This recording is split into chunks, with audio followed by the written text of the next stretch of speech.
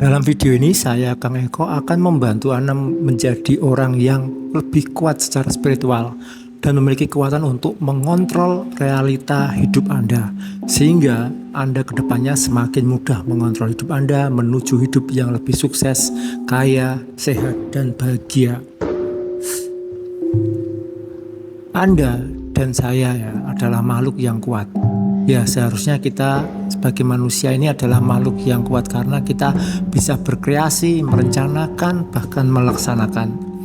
Nah, untuk membuktikan bahwa Anda adalah makhluk yang kuat, bahwasanya manusia itu bisa mengontrol realitas dengan pikiran.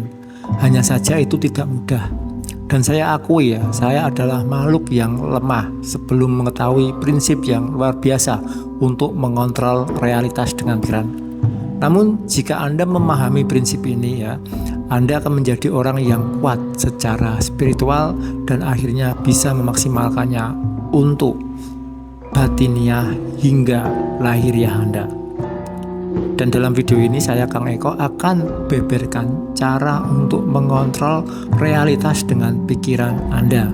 Dan topik yang sering dibahas ini dalam berbagai konteks sebenarnya sudah banyak yang membahasnya, seperti dalam kajian hukum tarik-menarik atau law of attraction, terus kajian-kajian tentang meditasi, dan juga kajian-kajian tentang pemikiran positif.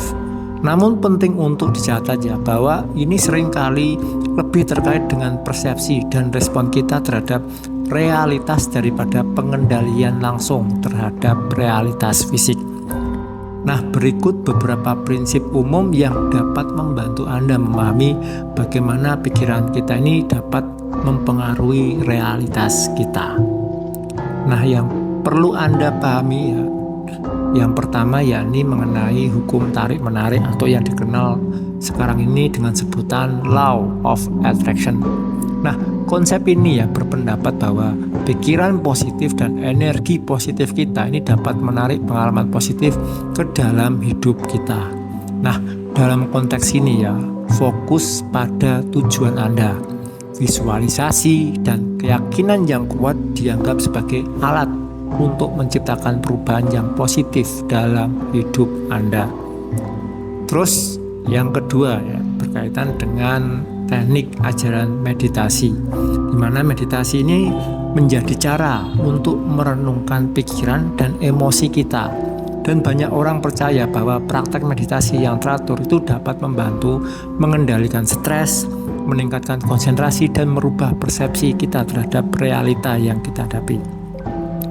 Terus selanjutnya mengenai pemikiran positif. Nah, di sini pikiran yang positif dan optimis itu dapat mempengaruhi cara kita merespon peristiwa dalam hidup kita. Nah, dengan fokus pada pemikiran positif kita ini cenderung lebih mampu mengatasi tantangan, merasa lebih bahagia dan membentuk realitas kita dengan cara yang lebih positif lagi. Terus yang keempat berkaitan dengan tindakan. Nah, seringkali pengendalian realitas itu memerlukan tindakan nyata, dan pikiran positif dan visualisasi itu dapat membantu Anda mengidentifikasi tujuan dan impian.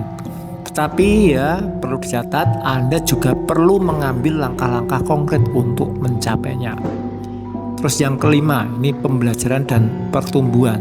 Nah, bagi banyak orang mengontrol realitas itu melibatkan sikap terbuka terhadap pembelajaran dan pertumbuhan. Jadi ini artinya selalu mencari peluang untuk berkembang, belajar dari pengalaman, dan terus meningkatkan diri Anda.